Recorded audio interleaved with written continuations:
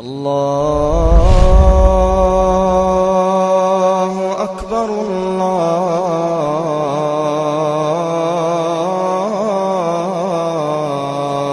أكبر.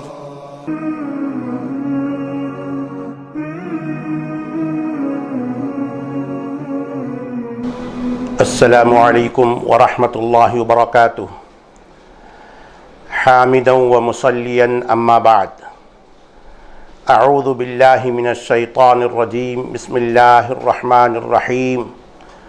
شہر رمضان الذی انزل فیہ القرآن ھدی للناس وبینات من الھدی والفرقان فمن شہد منکم الشہر فلیصمہ ومن كان مريضا أو على سفر فعدة من أيام أخر يريد الله بكم اليسر ولا يريد بكم العسر ولتكملوا العدة ولتكبروا الله على ما هداكم ولعلكم تشكرون.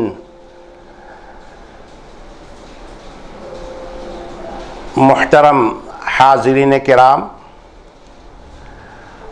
اللہ تبارک و تعالیٰ نے کائنات کی انسانیت کی رشد و ہدایت کے لیے بہت سارے انبیاء علیہم الصلاۃ والسلام کو روانہ کیا، اور اسی کے ساتھ ساتھ کچھ صحیفے اور آسمانی کتابوں کا نزول فرمایا. ان آسمانی کتابوں میں آخری آسمانی کتاب اس دنیا کے آخری نبی جناب محمد الرسول اللہ صلی اللہ علیہ وسلم پر اس آخری امت کی رشد و ہدایت کے لیے نازل کیا ہے. اور اس قرآن مجید کے نازل کرنے کے لیے اللہ تبارک و تعالیٰ نے ایک بہت ہی اہم ترین مہینے کا انتخاب فرمایا، اور اللہ تبارک و تعالیٰ نے قرآن مجید کو اس ماہ میں نازل کر کے اس ماہ کے مقام کو اور اونچا کر دیا. یاد رکھ لیجئے کہ جس کسی چیز کا بھی تعلق قرآن سے جڑ جاتا ہے، قرآن سے وابستہ ہو جاتا ہے، اس کا مقام اس کے مقابل کی ساری چیزوں سے اعلیٰ اور عرفہ اونچا ہو جاتا ہے. جیسا کہ اللہ تبارک و تعالیٰ نے قرآن مجید میں فرمایا، شہر رمضان الذی انزل فیہ القرآن، رمضان کا وہ مہینہ ہے جس میں قرآن مجید نازل کیا گیا. جب قرآن مجید اس ماہ میں نازل ہوا تو سال کے اور سارے مہینوں کے مقابلے میں اللہ تعالیٰ نے اس مہینے کو سب سے اونچا قرار دیا، عظمت والا قرار دیا. اور لیجئے اس ماہ میں اللہ تبارک و تعالیٰ نے خصوصیت کے ساتھ ایک رات جس کو لیلۃ القدر کہا جاتا ہے، لیلۃ القدر میں اس رات کو قرآن مجید کو نازل کیا. جیسا کہ اللہ تعالیٰ نے فرمایا، اِنَّا أَنزَلْنَاهُ فِي لَيْلَةِ الْقَدْرِ، ہم نے اس قرآن مجید کو قدر والی رات میں نازل کیا ہے. تو معلوم یہ ہوا کہ اللہ تبارک و تعالیٰ کے نزدیک سارے مہینے کا ایک ہی مقام ہے، اس لیے کہ قرآن مجید اس میں نازل ہوا. تو دنوں کے مقابلے میں راتوں میں ایک رات جس کو لیلۃ القدر کہا جاتا ہے، تو لیلۃ القدر کا مقام اللہ تعالیٰ نے کہا، وما ادراک ما لیلۃ القدر، قدر والی رات کیا مقام ہے، کیا آپ کو معلوم ہے؟ لیلۃ القدر خیر من الف شہر، قدر والی رات 1000 مہینوں سے بہتر ہے. یہ مقام اور مرتبہ ساری راتوں کے مقابلے میں صرف قدر والی رات کو اللہ تعالیٰ نے جو عطا کیا ہے وہ نزول قرآن کی وجہ سے ہے. رمضان کے مہینے میں نازل ہوا جس کی وجہ سے سارے رمضان کی عظمت ہوئی، اور رمضان کے مہینے میں بالخصوص قدر والی رات میں نازل ہونے کی وجہ سے ساری راتوں کے مقابلے میں لیلۃ القدر کا مقام ساری راتوں سے اعلیٰ اور عرفہ و اونچا ہو گیا۔ اسی طرح سے جناب محمد الرسول اللہ صلی اللہ علیہ وسلم نے 40 سالہ مکہ المکرمہ میں زندگی گزاری، اور وہاں اس وقت تک آپ کو امین اور شریف آدمی کے نام سے یاد کیا جاتا تھا، لیکن جب آپ کے سر پر نبوت کا تاج رکھا گیا، یعنی اللہ تعالیٰ نے آپ کو نبی اور رسول بنایا، کس کے ذریعے سے بنایا؟ اسی قرآن مجید کے نزول کے آغاز سے، اقرأ بسم ربک الذی خلق والی آیت کریمہ سے اللہ تعالیٰ نے آپ کو رسول بنایا، رحمت للعالمین بنایا، امام الانبیاء بنایا، خاتم الانبیاء بنایا۔ لہٰذا آپ کا مقام سارے انبیاء علیہم السلام سے اونچا اسی قرآن مجید کے نزول کی وجہ سے ہوا، اور آپ یہیں سے رسول بنائے گئے۔ اس سے پہلے آپ کو مکۃ المکرمہ میں صرف شریف آدمی، ایک اچھے آدمی کے نام سے سنا جاتا تھا، دیکھا جاتا تھا، سمجھا جاتا تھا، لیکن جو ہی قرآن کا نزول آپ کی ذات گرامی پر ہوا تو آپ سارے عالم کے لیے، قیامت کی صبح تک کے لیے نبی اور رسول بنائے گئے، اور ہر سننے والے مسلمان مرد اور عورت پر لازم ہو گیا، جو کوئی بھی آپ کا نام سنے اس پر آپ پر درود بھیجیں، کم سے کم صلی اللہ علیہ وسلم کہیں۔ اللہ کے نبی علیہ السلام نے فرمایا، جو میرا نام سنے اور وہ مجھ پر درود نہ بھیجے وہ سب سے بڑا بخیل ہے۔ اتنا بڑا مقام آپ کو اللہ تعالیٰ نے جو دیا ہے، وہ قرآن مجید کے نزول کی مناسبت سے آپ کی وابستگی ہو گئی اور قرآن سے آپ کا تعلق جڑ گیا۔ اسی طرح سے مکۃ المکرمہ میں قرآن مجید کا نزول ہوتا ہے، مدینہ منورہ میں قرآن کا نزول ہوتا ہے، جس کی وجہ سے دوسرے اور شہروں کے مقابلے میں اس نزول قرآن کی مناسبت سے ان دونوں شہروں کا مقام اللہ تبارک و تعالیٰ کے نزدیک اعلیٰ اور عرفہ۔ آئیے ان کے علاوہ انسانوں میں بھی جس کسی کا بھی تعلق قرآن سے جڑ جاتا ہے اس کا مقام سب سے اعلیٰ عرفہ ہو جاتا ہے۔ اللہ کے نبی علیہ السلام نے فرمایا کہ تم میں سے نماز کی امامت وہی شخص کرے جس کے سینے میں سب سے زیادہ قرآن کا علم ہو۔ لہٰذا قرآن سے جو زیادہ جڑ جاتا ہے اللہ تعالیٰ اس کو ساری چیزوں سے اعلیٰ اور عرفہ کر دیتا ہے۔ اسی طرح سے اللہ کے رسول صلی اللہ علیہ وسلم کے عہد مبارک میں جب کئی جنازے لائے جاتے ہیں، کئی میتیں لائی جاتی، تو اللہ کے رسول صلی اللہ علیہ وسلم فرماتے، میرے قریب اس شخص کی میت رکھی جائے، میرے قریب اس شخص کا جنازہ رکھا جائے جس کے سینے میں سب سے زیادہ قرآن مجید تھا۔ اور اسی طرح سے قبر میں جب ایک قبر میں کئی میتوں کو اتارنے کا موقع آتا تو اللہ کے رسول صلی اللہ علیہ وسلم فرماتے، سب سے پہلے اس کا حق ہے جس کے سینے میں سب سے زیادہ قرآن مجید ہو۔ لہٰذا جس کسی کا بھی تعلق قرآن مجید سے جڑ جاتا ہے اس کا مقام اللہ تعالیٰ کے نزدیک مقابل کی چیزوں سے سب سے اعلیٰ، سب سے عرفہ، سب سے اونچا ہو جاتا ہے۔ لہٰذا ہم جب تک قرآن مجید سے جڑے ہوئے ہوں گے، قرآن کو ہم عقیدت سے پڑھیں گے، قرآن پر عقیدت کے ساتھ ہم عمل پیرا ہوں گے، تو ضرور اس قرآن سے وابستگی کی وجہ سے ہمارا مقام ساری دنیا میں اونچا ہو سکتا ہے۔ آج جو کچھ ذلت، رسوائی، شرمندگیاں اور ناکامیاں امت مسلمہ کو دیکھنی پڑ رہی ہیں، وہ صرف اور صرف قرآن سے دوری اور قرآن سے لا تعلقی کی وجہ سے ہے۔ اللہ تبارک و تعالیٰ نے قرآن مجید میں فرمایا کہ الذین آتیناہم الکتاب یتلونہ حق تلاوتہ اولئک یؤمنون بہ ومن یکفر بہ فاولئک هم الخاسرون۔ اللہ تبارک و تعالیٰ نے فرمایا الذین آتیناہم الکتاب، وہ لوگ جن کو ہم نے کتاب دے رکھی ہے، کتاب نازل کیا ہے، یتلونہ حق تلاوتہ، وہ قرآن مجید کی تلاوت کا حق ادا کرتے ہیں، یہی لوگ ایماندار ہیں۔ یعنی قرآن مجید کے اترنے کے بعد، قرآن مجید کو لینے کے بعد، قرآن مجید کا دعویٰ کرنے کے بعد اس پر عمل، اس کی تلاوت صحیح معنوں میں کرنی چاہیے اور پھر اس پر عمل پیرا ہونا چاہیے۔ جو اس کا انکار کرے گا وہ سب سے بڑا نقصان اٹھانے والوں میں سے ہوگا۔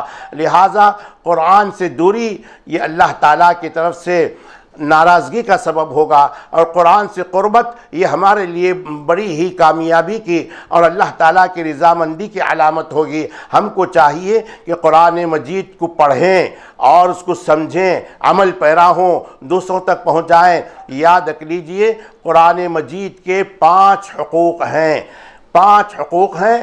ان 5 حقوق پر عمل کرنا اور ان حقوق کو ادا کرنا ہم تمام پر لازمی اور ضروری ہے۔ سب سے پہلی بات یہ ہوئی کہ قرآن کو منزل من اللہ ہونے کی حیثیت سے ایمان لائیں۔ یہ اللہ کی طرف سے نازل کی گئی کتاب ہے، اس میں ذرہ برابر بھی کسی کا دخل نہیں ہے، اور جیسا کہ قرآن میں اللہ تعالیٰ نے فرمایا ذَلِكَ الْكِتَابُ لَا رَيْبَ فِيهِ، یہ وہ کتاب ہے جس میں ذرہ برابر بھی شک اور شبہ نہیں ہے۔ تو بغیر کسی قسم کے شک و شبے کے خالص منزل من اللہ ایمان رکھنا چاہیے۔ دوسری بات یہ ہے کہ اس کی تلاوت کریں، تلاوت کرتے رہیں۔ آج ہم لوگ جو ہے زبان پر کیا ایسی ویسی باتیں ہمیشہ استعمال میں لاتے ہیں، لیکن قرآن مجید کی تلاوت کا شوق جیسے ہونا چاہیے، اس کی فکر جیسے ہونی چاہیے، وہ نہیں ہو رہی ہے، جس کی وجہ سے تلاوت سے ہم کورے ہوتے چلے جا رہے ہیں۔ قرآن مجید کی تلاوت جیسے اللہ تبارک و تعالیٰ نے فرمایا وَرَتِّلِ الْقُرْآنَ تَرْتِيلًا، قرآن مجید کو ترتیل کے ساتھ پڑھا کرو، یعنی ٹہر ٹہر کر کے، تاکہ سننے والے سن کر کے اس کو یاد کر سکیں۔ ایک خاتون، ایک صحابیہ اللہ کے رسول صلی اللہ علیہ وسلم کے عہد مبارک میں وہ باقاعدہ کہتی ہیں کہ میں نے سورہ قاف کو اللہ کے رسول صلی اللہ علیہ وسلم کی زبان مبارک سے پڑھتے ہوئے سن کر کے میں نے یاد کیا ہے۔ جب کوئی بھی کسی سے سن کر کے صحیح یاد کرتے ہیں تو پڑھنے والے کی اچھے قسم سے ترتیل کے ساتھ پڑھنے کی گواہی دینی چاہیے، تبھی چل کر کے صحیح معنوں میں یاد کیا جا سکتا ہے، پڑھا جا سکتا ہے۔ لہٰذا ہم کو چاہیے کہ قرآن مجید کی تلاوت کریں۔ اور دوسرا حق یہ ہوا، تیسرا حق یہ ہے کہ ہم جو کچھ پڑھ رہے ہیں، تلاوت کر رہے ہیں، سمجھ کر کے، سوچ کر کے، تدبر کرتے ہوئے پڑھیں۔ قرآن پر تدبر کرنا، اس کے معانی اور مطالب پر غور کرنا، یہ بھی قرآن کا حق ہے۔ آج اکثر امت کا طبقہ ویسے قرآن مجید کی تلاوت تو کرتے ہیں، لیکن قرآن مجید کی تلاوت کے ساتھ ساتھ اس کے معانی، اس کے مفاہیم اور اس کے تقاضوں کو پر غور نہیں کرتے ہیں، جس کی وجہ سے صحیح معنوں میں اسلام ہمارے درمیان میں نہیں رہا، اور قرآن مجید کو نہ سمجھنے کی وجہ سے ہم لوگ دوسروں کے طور طریقوں کو اپناتے چلے جا رہے ہیں۔ ہم کو چاہیے کہ قرآن مجید کے ساتھ گہرا تعلق رکھیں اور قرآن مجید کو سوچ سمجھ کر کے پڑھیں۔ عمر ابن الخطاب رضی اللہ تعالیٰ عنہ فرماتے ہیں کہ مجھے سورۃ البقرہ پڑھنے کے لیے، سمجھنے کے لیے کچھ 8 سال لگے۔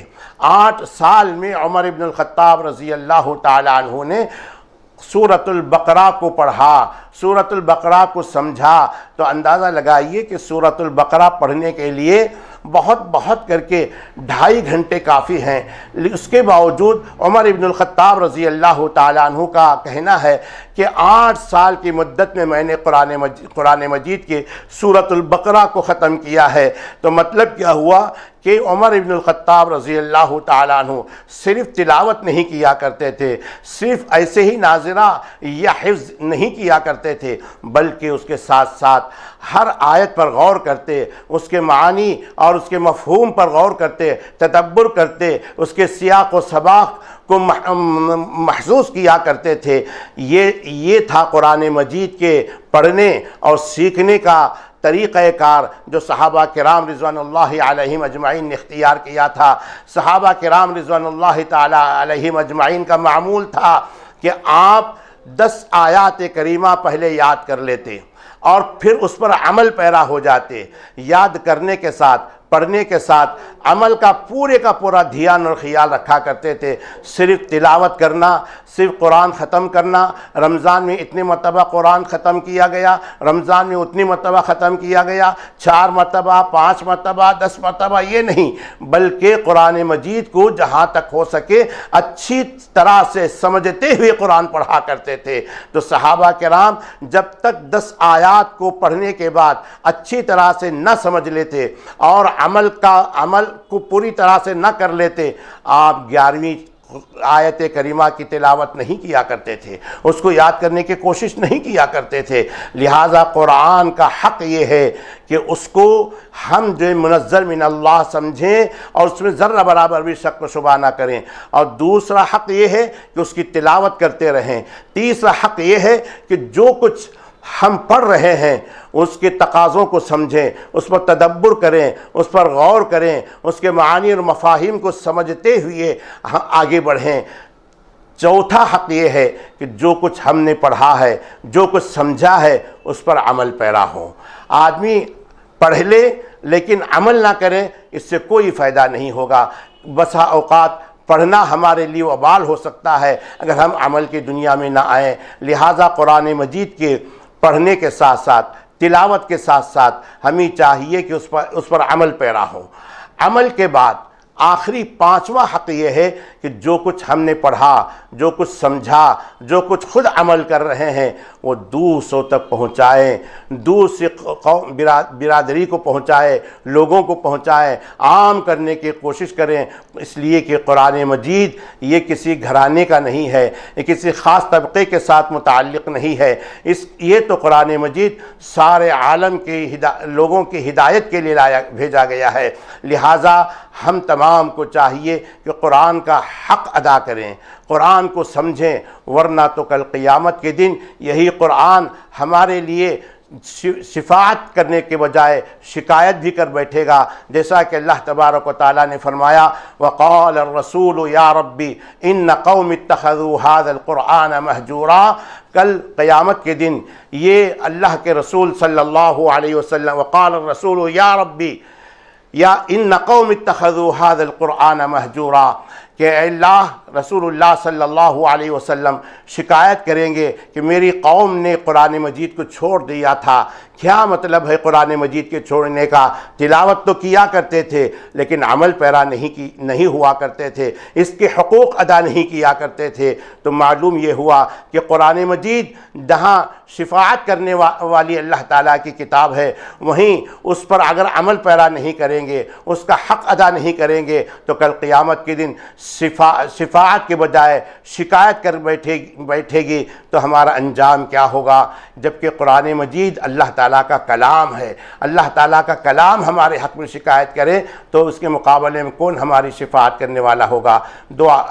ہم کو چاہیے کہ جہاں تک ہو سکے قرآن مجید سے اپنا گہرا تعلق رکھیں اور روز و شب اس کی تلاوت کرنے کی کوشش کرتے رہیں، اور جہاں تک ہو سکے قرآن مجید کو سمجھ کر پڑھنے کی کوشش کریں۔ بالخصوص رمضان المبارک کے مہینے میں لوگ صرف تلاوت ہی میں مصروف ہو جاتے ہیں، لیکن معانی پر جیسے غور کرنا چاہیے نہیں کر پاتے ہیں۔ ہم کو چاہیے کہ تھوڑا پڑھیں لیکن جو ہے معانی پر غور کرتے ہوئے پڑھیں، جس طرح سے عمر ابن الخطاب رضی اللہ تعالیٰ عنہ نے کہا کہ میں 8 سال میں سورۃ البقرہ کو ختم کیا ہوں۔ تو اندازہ کیجئے کہ آج 1 مہینے میں ہم کئی قرآن ختم کر دیتے ہیں، اور فہم کے بغیر، سمجھ کے بغیر، تدبر کے بغیر، تو گویا کہ ہم نے قرآن پڑھنے کے باوجود قرآن کا کما حق ادا نہیں کیا ہے، جس کی وجہ سے آج ہمارے معاشرے کے اندر صحیح اسلام کے بجائے غیر اسلامی بہت سی باتیں، بہت سے عقائد، بہت سے اعمال عام ہو چکے، اور ہم نے اسی کو اسلام سمجھ بیٹھا ہے، ہم نے اسی کو عین اسلام سمجھ لیا ہے، جو کہ ایک بہت بڑی گمراہی ہے۔ لہٰذا ہم کو چاہیے کہ قرآن مجید کو تلاوت کرنے کے ساتھ ساتھ بالکل اس کا کما حق و حق عمل پیرا ہونے کی کوشش کرے۔ اسی لیے حدیث میں آتا ہے کہ صحابہ کرام رضوان اللہ علیہم اجمعین جب ایک دوسرے سے ملتے اور ملاقات کرتے تو خاص طور سے عمل کی توجہ دلانے کے لیے، عمل کی تاکید کرنے کے لیے، عمل کی ترغیب دینے کے لیے سورۃ العصر کی تلاوت کرتے، اس لیے کہ سورۃ العصر میں عمل کی طرف زیادہ ترغیب دی گئی ہے، زیادہ تاکید کی گئی ہے۔ صحابہ کرام ہر وقت ایک دوسرے کے خیر خواہ اور ہمدرد ہوا کرتے تھے، اور اصل خیر خواہی، اصل ہمدردی یہی تھی کہ ان کو قرآن سے عملی طور سے وابستگی پیدا کی جائے، عملی طور سے وابستہ کیا جائے، حقیقی تعلق قرآن مجید سے ہو جائے۔ یہ منشا تھا، اس قسم کی خیر خواہی تھی۔ یہی خیر خواہی آج ہمارے اندر بھی ہونا چاہیے۔ ہم بھی اس سنت مطہرہ کو اپنانا چاہیے کہ صحابہ کرام جس طرح سے ایک دوسرے کو ملتے تو عمل کی ترغیب دیتے، اسی طرح سے عید کے روز جب آپس میں ملتے تو یہی کہا کرتے تھے تقبل اللہ منا و منکم، اللہ ہمارے اعمال کو تمہارے اعمال کو قبول کرے۔ توجہ عمل کی طرف ہوتی، عمل کی قبولیت کی طرف ہوا کرتی تھی۔ لہٰذا ہم جو ہے آج بظاہر صرف قرآن کے ماننے والے ہو گئے ہیں، لیکن قرآن پر عمل کرنا ہمارے اندر جذبہ بہت کم گویا کہ نہ ہونے کے برابر ہو گیا ہے، جس سے ہم کو جہاں تک ہو سکے پوری کوشش کرنی چاہیے۔ وہی قرآن سے وابستگی پیدا کرنے کے لیے یہ ماہ مبارک آیا ہوا ہے۔ چونکہ قرآن مجید صرف چومنے کے لیے نہیں آیا، صرف تبرک کے لیے نہیں آیا ہے، قرآن مجید ایک دستور الحیات ہے، عمل کروانے کے لیے آیا ہوا ہے، اور عمل کرنے کے لیے آدمی کو ٹریننگ لینا، تربیت لینا ضروری ہوتا ہے۔ اس لیے اس قرآن مجید پر عمل پیرا ہونے کی ترکیب کے لیے، تربیت کے لیے، ٹریننگ کے لیے اس ماہ میں روزہ رکھنے کا حکم دیا گیا، تاکہ روزے کے ساتھ ساتھ قرآن مجید کے سارے احکامات پر عمل پیرا ہونے کی ٹریننگ اپنے اندر پیدا کر لیں، اور اسی قرآن مجید کے احکامات پر عمل کرتے ہوئے ایک مہینہ اگر آدمی عمل کر لے گا تو پھر اس کے بعد اور 11 مہینے قرآن مجید کے احکامات پر عمل کرنا اس کے لیے آسان ہوگا۔ اور اسی لیے زیادہ تو قرآن مجید کو اس ماہ مبارک میں پڑھتا رہے گا، غور و فکر کرتا رہے گا، تو یہ قرآن مجید ہمارے حق میں سفارش کرے گا اللہ تعالیٰ کے دربار میں کہ اللہ دن و رات یہ مجھے تلاوت کیا کرتا تھا تو اس کی مغفرت فرما دے۔ یہ کب ہو سکتا ہے؟ صرف تلاوت کی بنیاد پر نہیں، ادھر ادھر خیال کرتے ہوئے پڑھنے پر نہیں، بلکہ معانی اور اس کے مفاہیم پر غور و فکر کرتے ہوئے عمل کا جذبہ لے کر کے پڑھنے والے کے لیے خوشخبری دی گئی ہے۔ لہٰذا ہم کو چاہیے کہ اس ماہ مبارک میں جہاں تک ہو سکے زیادہ سے زیادہ تلاوت کریں، اور معانی کے ساتھ تلاوت کریں، اور اس مہینے کے علاوہ اور زندگی بھر قرآن مجید کے مطابق اپنی زندگی گزارنے کا پورے کا پورا حوصلہ رکھیں، اور زندگی میں قرآن مجید سے اپنا تعلق ہرگز نہ توڑیں، بلکہ قرآن مجید کے ساتھ ہمارا تعلق ہمیشہ جڑا ہوا رہے۔ خود کو، اپنے اولاد کو جہاں تک ہو سکے سب سے پہلے قرآن مجید پڑھانے کی کوشش کریں۔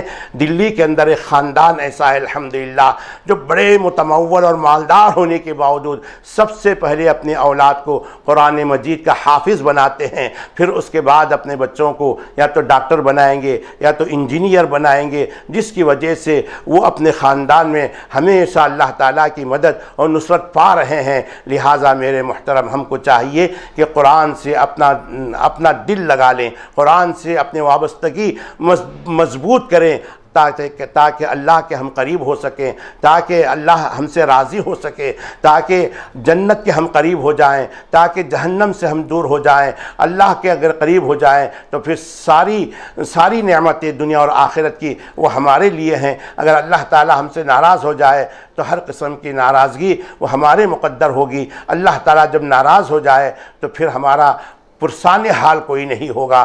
ہم کو چاہیے کہ قرآن مجید پر کما حق و عمل پیرا ہو جائے۔ اللہ تعالیٰ ہم تمام کو عمل کی توفیق عطا فرمائے۔ وآخر دعوانا ان الحمد للہ رب العالمین۔